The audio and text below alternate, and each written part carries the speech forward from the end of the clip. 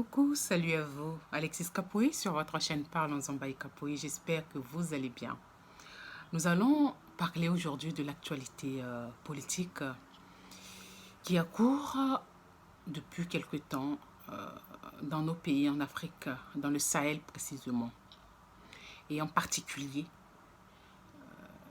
la Côte d'Ivoire. En Côte d'Ivoire, pays dans lequel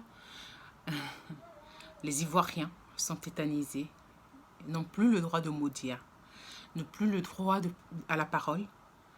Et c'est le mutisme total, c'est la souffrance, c'est le tais-toi, souffre en silence. Oui, oui. Et cet homme, ce dirigeant qui impose ainsi la tyrannie, n'est autre que M. Alassane Dramane Ouattara. Oui. Il dirige son pouvoir obtenu à coup de sang de millions d'Ivoiriens d'une main de fer. Il reste dans sa logique. L'homme est constant, il n'a pas changé. Il ne changera pas. Il agit ainsi non pas parce qu'il est indomptable, non pas parce qu'il est, Dieu sur terre. Non, non. Il agit ainsi parce qu'il se sait protégé des Occidentaux, en particulier des pouvoirs français. Voilà pourquoi il agit ainsi. Aussi, j'exhorte les Africains, les Ivoiriens à ne pas s'en prendre, à ne pas se focaliser sur sa personne, parce qu'il n'est rien en fait. Ceux qui l'encouragent, ce sont ceux qui, à travers leur armée, le protègent. Toutes les décisions prises par M. Ouattara, nous savons tous qu'elles sont prises. D'abord, dans les bureaux bien lustrés de ses patrons, en Occident, en France précisément. Vous remarquerez que lorsqu'il a des décisions à prendre, comme par exemple le cas de l'emprisonnement de Bulchéri Balé, il effectue d'abord un voyage en France. Ensuite, soit depuis sa présence en France, il prend les décisions, soit il arrive et il prend les décisions, pour dire qu'il suit une dictée, une certaine ligne. Donc en fait, il n'est rien. Oui, il dirige la Côte d'Ivoire de manière officielle, mais officieusement, il n'est pas décisionnaire de rien du tout. Il a sa responsabilité. Sa responsabilité est en tant que l'exécutant, celui qui exécute la sale besogne en Afrique subsaharienne. Voilà. Donc si M. Alassane Ouattara endurcit toujours son cœur, se prend pour le Dieu sur terre, c'est parce qu'il est encouragé par les dirigeants français. Ce sont eux qui l'encouragent. Ce sont eux qui lui déroulent le tapis rouge toutefois qu'il commet ses actes et qu'il revient en France. Et c'est là que l'hypocrisie et le manque de considération, le mépris envers l'être africain que nous sommes, c'est là que l'on voit cela venant des dirigeants français. Ils sont là sans arrêt dans la propagande à nous faire croire, à vouloir faire croire à l'humanité que si désormais en Afrique il y a des soulèvements anti-français, c'est-à-dire anti-dirigeants français, c'est à cause des Russes ou des Chinois. Non. Il y a un moment donné, il faut être honnête. Il y a un moment donné, il faut dire les vérités. Si les Africains en ont ras-le-bol, si la jeunesse africaine n'en peut plus et bouillonne de se réapproprier ce qui leur revient de droit, c'est parce qu'ils n'en peuvent plus, ils en ont marre. C'est parce qu'ils ne supportent plus ce deux poids, deux mesures. Vous ne pouvez pas supporter des tyrans à la tête de nos États. Vous ne pouvez pas continuer à jouer les pompiers pyromanes et penser que les Africains vont vous applaudir. Regardez les discours que vous tenez, vous, dirigeants occidentaux. Singulièrement, le dirigeant français, le président Emmanuel Macron, à l'endroit de l'Afrique, des Africains. Lorsqu'il continue de dire que les Russes font de la propagande, raison pour laquelle la cote, raison pour laquelle les Français n'ont plus pignon sur rue, enfin, s'ils avaient au préalable eu pignon sur rue, que les Français ne sont plus les bienvenus. Attendons, attention. Quand on parle français, ne parle pas des populations qui eux-mêmes souffrent comme nous. On parle de la classe dirigeante. On parle des ronds de cuir. On parle des oligarques. Ceux qui prennent tout rien que pour eux. C'est 5% de l'humanité qui prennent tout rien que pour eux. Et nous, les peuples, les populations qualifiées de sans dents, c'est nous qui souffrons dans nos chairs. Donc, je m'adresse bien à ces gens-là. Vous ne pouvez pas continuer à berner l'humanité. Donc, dire cela, dire que c'est à cause des Russes que les Africains ne veulent plus d'une certaine collaboration avec la France, c'est continuer à prendre les Africains pour des imbéciles. C'est continuer le mépris, le manque de considération.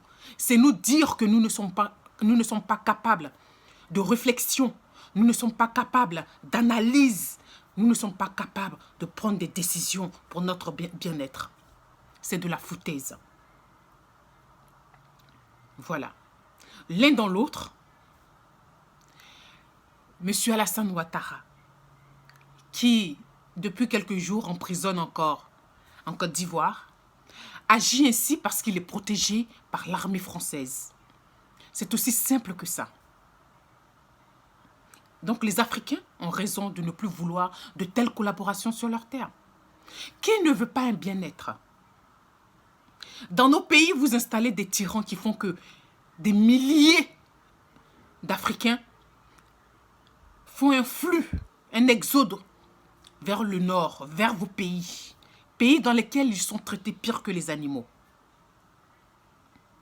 Dans leur propre pays, ils ne peuvent pas être à l'aise parce que vous installez des tyrans qui leur prennent absolument tout. Qui peut accepter de vivre ainsi?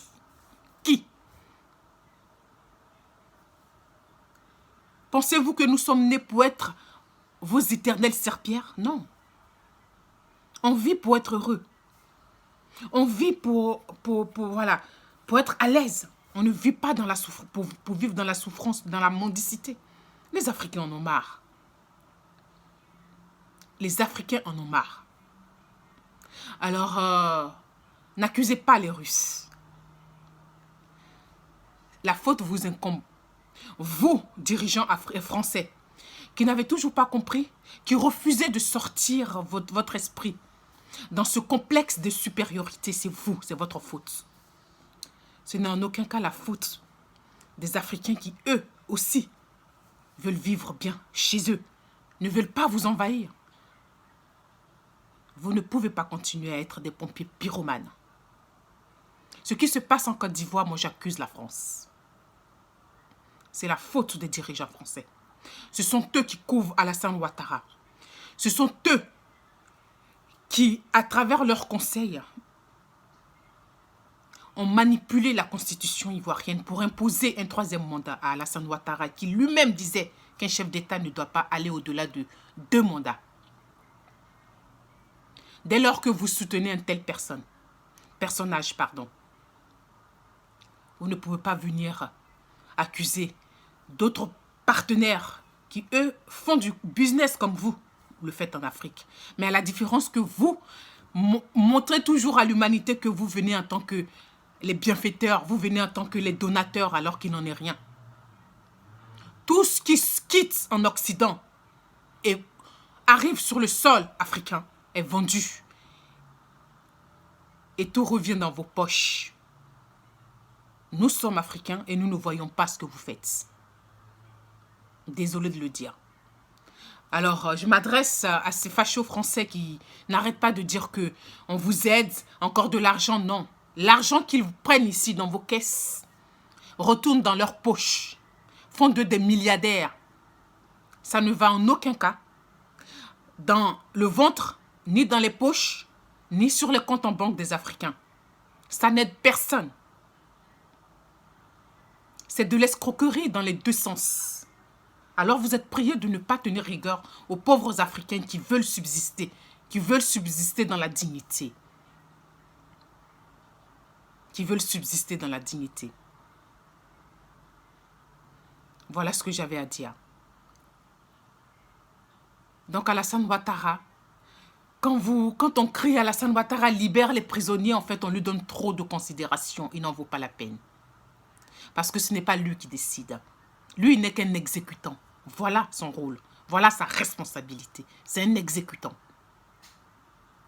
Mais ceux qui prennent les vraies décisions, ceux qui sont en train de brimer le peuple de Côte d'Ivoire, viennent de France, sont les dirigeants français, qui pensent punir ainsi les Ivoiriens, qui pensent faire fléchir ainsi la jeunesse africaine déterminée. On ne vit qu'une fois. Vivre dans l'honneur et la dignité vaut mieux que de vivre dans la soumission. Voilà, voilà ce que j'avais à dire. Donc Alassane Ouattara n'est rien. Ce n'est qu'un boy des Occidentaux qui exécute, qui se donne de la contenance. À ses côtés, une femme qui sort de je ne sais où, qu'on appelle première dame. Une première dame qui vole de l'argent des enfants africains à travers son ONG Children of Africa. Qui organise des galas mondains avec les mondains de ce monde, c'est-à-dire avec les riches de ce monde. Qui prend l'argent et on ne voit pas ce qu'elle fait sur le terrain. On voit encore des femmes qui meurent en couche. Pas plus tard qu'hier, il y a une vidéo qui circule sur la toile. Je ne peux pas comprendre que des gens puissent idolâtrer une telle personne. Je ne peux pas comprendre que notre maman, elle est votre maman, allez dans son deuxième pays. Il y a des Africains là-bas, il y a des Noirs là-bas plutôt, puisqu'ils sont sur le sol africain. Allez voir comment on les traite, comme des chiens. Ayez un peu de dignité. Vous êtes là, vous courez toujours vers où se trouve l'argent des autres. Mais vous n'êtes pas capable de défendre ce qui vous revient de droit pour en profiter vous-même. Parce qu'elle a de l'argent. Notre maman, notre Fantagbé. Vous n'avez pas de dignité. Vous qui supportez ces genres de personnes. Et vous êtes dans vos salons, nous sommes convaincus que dans vos salons, vous ne supportez pas le sort de l'Afrique. Mais c'est vous qui encouragez. Tant que vous serez là, encouragez un tyran. Tant que vous serez là, encouragez Alassane Ouattara qui brime, qui tétanise sa population. Vous êtes complices vous aussi. Arrivé un moment, il faut laisser de côté la xénophobie. Vous êtes de vrais xénophobes. Moi, ça m'étonne. Oui, ça m'étonne de voir des pro-Ouattara. Ça m'étonne de voir le RHDP, le RDR. De voir les gens du RDR qualifier les Maliens aujourd'hui, le peuple du Mali. Ce peuple qui, durant une décennie et voire plus, vous soutenait, était avec vous. Il accueillait vos rebelles. Il était parmi les rebelles, c'est vous-même qui le dites. Et les Maliens aussi le confirment. Parce qu'ils sont fâchés. Parce que vous êtes fâchés. Ils le confirment. Ils disent quoi? Ils disent que Laurent Gbagbo avait raison. Et ils sont dans le regret. Ils regrettent. Ils se repentent en disant qu'il avait raison. Et qu'ils sont dans le regret d'avoir soutenu Alassane Dramane Ouattara. C'est vous aujourd'hui. Vous qui prétendez être du RDR. Vous qui prétendez être originaire du nord de la Côte d'Ivoire. Mais je pense que la plupart des gens du RDR sont des enfants d'immigrants. Aujourd'hui, c'est vous qui qualifiez les Maliens de Borodjan. C'est vous qui les qualifiez d'étrangers. Et c'est vous qui voulez en découdre avec eux. À cause d'un malentendu qui peut se régler. On voit là les vrais xénophobes. Vous n'avez pas d'amis. Vous n'aimez personne que votre ventre. Votre groupuscule. C'est vous qui qualifiez aujourd'hui les Maliens de xénophobes. C'est vous qui les maltraitez. C'est vous qui interdisez la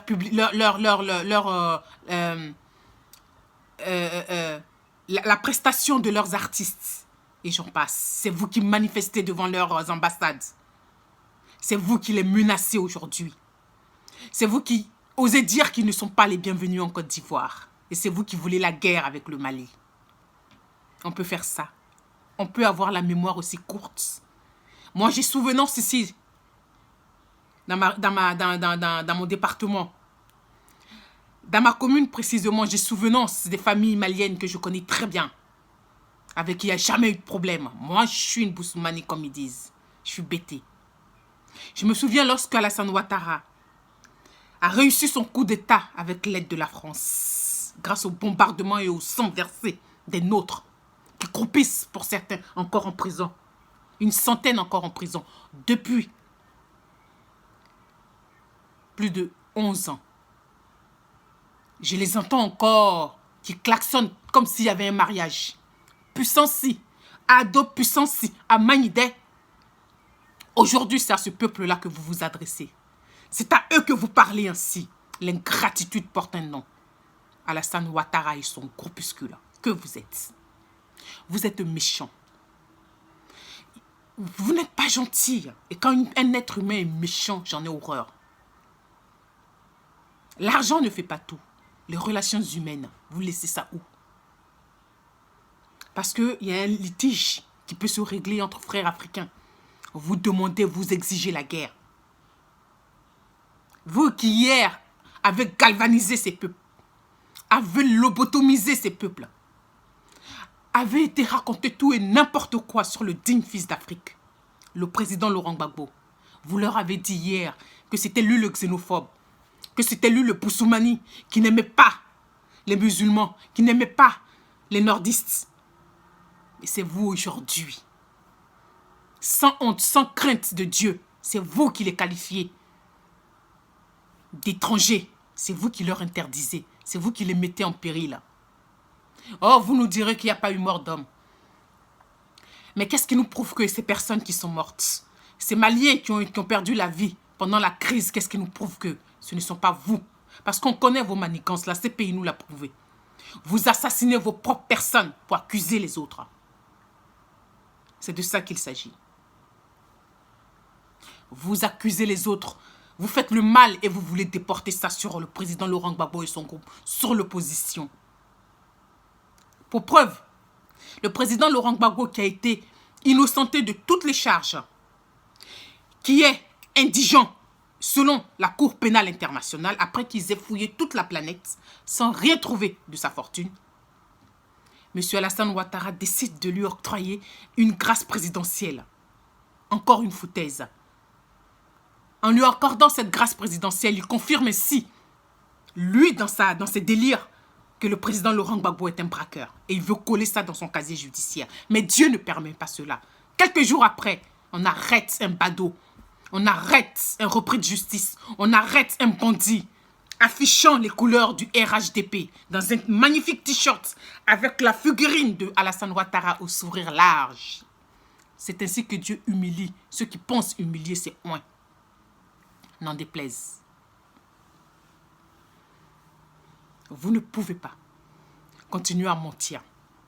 Alassane Ouattara et son groupuscule, vous vous croyez fort. Espérons que votre pouvoir demeure éternel. Parce que vous devez vivre. Et vous allez vivre exactement ce que vous faites vivre aux autres. Tant qu'il y aura un survivant, vous allez payer. Moi, j'ai confiance à la fourberie des dirigeants occidentaux. Ils sauront vous lâcher au moment où vous ne vous attendez pas. Ce jour-là, vous tous qui insultez les gens, qui méprisez les gens, il y en a une là encore, dans un français approximatif, qui insulte Madame Danielle Boni-Claverie. Voilà. Qui la méprise, qui lui ordonne de se taire. Toi, tu es qui pour demander à quelqu'un de se taire? Toi qui aujourd'hui est à l'Assemblée nationale par défaut, si ce n'est l'œuvre des armes, l'œuvre de vos crimes, comment pourriez-vous même avoir accès au chemin de l'Assemblée nationale de Côte d'Ivoire? Le président Oufoué doit se retourner dans sa tombe. C'est pathétique. C'est pathétique. Donc, aujourd'hui, vous vous adressez aux Maliens ici.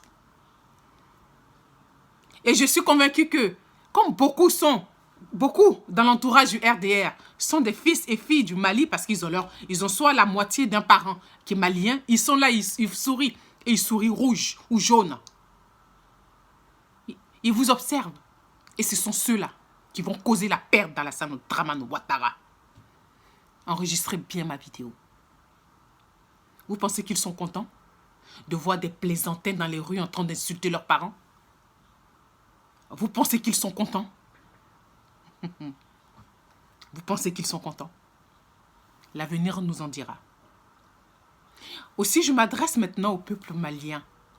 Mais avant eux, je vais m'adresser aux autres. Aux Burkinabés, aux Guinéens, aux Sénégalais, aux Nigériens.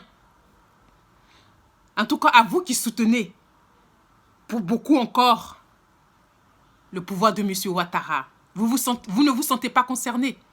Je vois un Assalfo qui aujourd'hui se lie d'amitié avec ce prétendu chanteur dont je ne dirai pas le nom parce qu'il n'en vaut pas la peine pour l'heure. Aujourd'hui, c'est lui qui le produit, je pense. En tout cas, on voit les affiches, on voit les publications sur la toile. Il est content parce que cet individu encense le Mali. Cet individu crache sur le Mali. Pourtant, toi, Assalfo, tu connais tes origines. Tu penses qu'ils vont louper ton pays d'origine?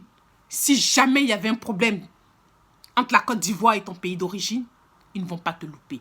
Pareil pour les Maliens, pour les Guinéens, pareil pour les Sénégalais. Les Sénégalais, ils sont peut-être moins fourbes. Voilà.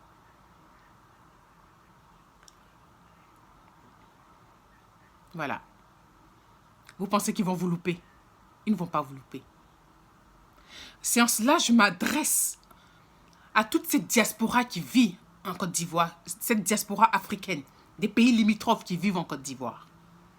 Et en particulier au peuple du Mali qui aujourd'hui se rend compte de qui est le mal et qui est le moindre mal. En votre âme et conscience, est-ce que le président Laurent Gbagbo vous a-t-il fait le mal un jour, en dépit de tout ce qui se passait? Sachant même que vous hébergiez des rebelles, que vos enfants figuraient parmi les rebelles. Vous a-t-il un jour menacé? A-t-il un jour mis l'embargo sur vous? A-t-il un jour fermé les frontières? Vous a-t-il un jour privé des échanges commerciaux, du commerce multilatéral, bilatéral entre nos deux pays? Non, il n'a jamais fait ça. A-t-il un jour menacé de couper l'électricité? Non, il n'a jamais fait ça. Vous savez qu'il est le moindre mal. Et vous le regrettez, c'est tant mieux. Le pardon est divin. On n'oublie pas, mais le pardon est divin. Si vous regrettez vraiment, si vous le regrettez vraiment, vous regrettez vraiment d'avoir été dupés, de vous être fait avoir par Alassane Ouattara et ses mensonges, vous savez ce qu'il vous reste à faire, vous qui vivez en Côte d'Ivoire, vous qui avez été naturalisés en nombre, par millions. Vous savez ce qu'il vous reste à faire. Vous pouvez racheter votre injustice faite à un homme, le président Laurent Gbagbo. Parce qu'à cause de vous, il a perdu son pouvoir, il n'a pas pu exercer comme il voulait. Vous avez été parmi ceux qui ont mis tout en œuvre pour empêcher cela. Si tel est que vous regrettez vraiment, vous devez, lors des élections municipales qui arrivent en 2023, très prochainement là, vous devez faire en sorte que son parti remporte, que l'opposition remporte les élections municipales. Il y a aussi les élections régionales. Vous devez faire en sorte que le parti du président Laurent Gbagbo, le PPACI, remporte, qu'on vire les maires du RHDP, du RDR. Parce qu'ils ne sont pas bons pour vous. Vous le voyez désormais. Et vous le dites vous-même. Et en 2025, les élections présidentielles. Vous êtes naturalisés, vous êtes des Ivoiriens. Bien que originaires du Mali et autres, vous savez désormais que ces gens-là sont des fourbes. Ces gens-là n'en ont rien à faire qu'à la moindre petite occasion, au moindre problème, ils sont capables jetés à la guillotine. Ils sont capables de vous faire du mal, ils sont capables de brûler vos pays. Laurent Gbagbo, lui, n'en est pas capable. Il a la main sur le cœur. Il est bon pour l'Afrique. Il est bon pour la Côte d'Ivoire. Alors vous voterez pour son parti, le PPACI. C'est de ça qu'il s'agit. Si vous le regrettez, si vous êtes vraiment dans la repentance, si vous reconnaissez que vous avez été dans l'erreur, que vous avez été injuste envers le président Laurent Gbagbo. Pour terminer, je demande la libération des prisonniers politiques et militaires. Libérez-les tous. Vous ne pouvez pas. J'ai un petit truc qui me gratte, désolé. Vous ne pouvez pas exiger que l'on libère vos 49 soldats mercenaires, comme on dit ici en France, des chiens de guerre. Vous ne pouvez pas emprisonner une femme qui n'a ni arme ni rien du tout. Vous ne pouvez pas l'emprisonner sous le prétexte de la mise en danger des populations ou je ne sais quoi. D'un complot avec une puissance extérieure en vue de déstabiliser le pays.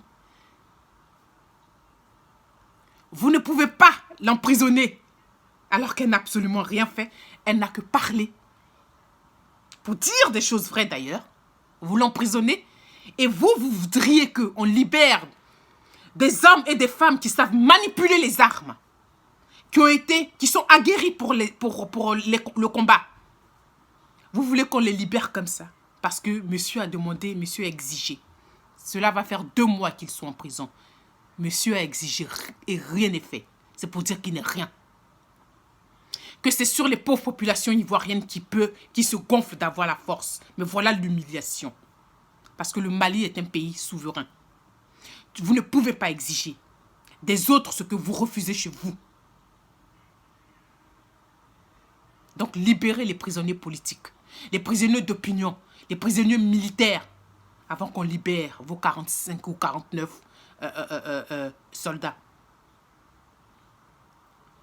Le pardon là, un chef qui ne sait pas demander le pardon quand il a tort est pire. On peut même pas dire criminel puisque le sang il a déjà versé. Il est dans sa logique. Alors ce que tu n'es pas capable de faire chez toi, ne l'exige pas chez les autres. Parce que tu n'es rien. À part les armées étrangères, l'armée française qui te protège, tu n'es rien. On a vu ça ici. Il lui fallut leur intervention pour t'imposer au pouvoir. Voilà ce que j'avais à dire. Restons toujours solidaires de nos prisonniers politiques et militaires. Restons solidaires. Et quant à vous, les Ivoiriens, le traumatisme, il y a un jour, il faut que ça passe. Personne, nous autres là, nous prenons des risques.